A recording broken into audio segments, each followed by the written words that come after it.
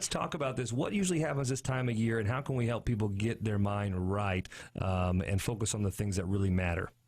Well, you know me well enough to know, and one of the reasons why we work together is because we've both got that thing running through us that makes us sick competitors.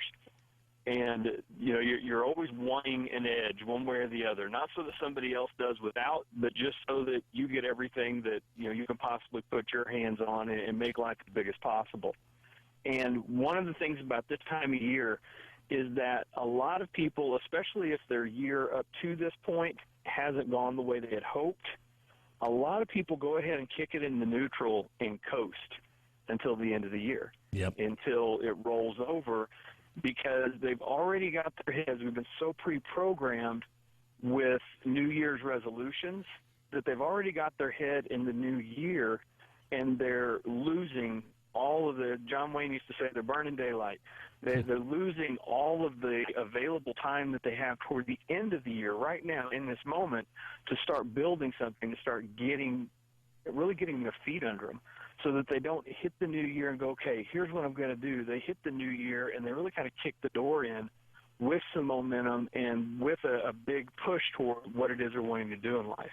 Well, how do you avoid coasting then? What can you do to make sure you get in a gear now? Well, the first step is realizing that it's possible. A lot of people, it's so unconscious that they just automatically do it, and they start buying into, you know, the media hype of, well, start looking at your New Year's resolutions instead of just getting their butt in gear right now. And so the first key is really just a piece of awareness. It's what I call one of the 7 elements of personal choice, because you can just choose in this moment. If you're listening to this right now, you can choose to be aware that this is a problem. You can even look and say, hey, have I started to do that myself? Do I have something actively moving right now?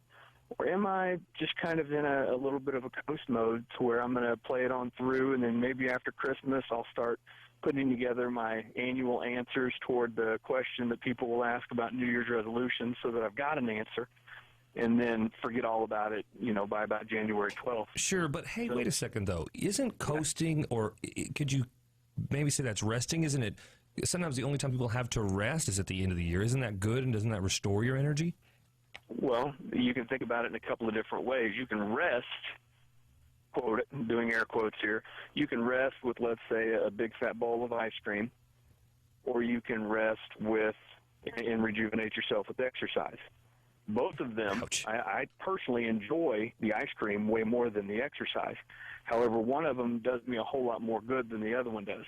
I can claim that both of them are rest or rejuvenation, but we both know that one of them is going to have a much better upside than the other.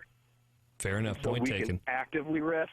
We can actively wait, meaning that we're getting our heads in gear, we're going the right direction, because we all know that if I'm doing something that I feel like is going to elevate where I'm at, I feel much better about it. All of a sudden, I've got energy that I didn't have before.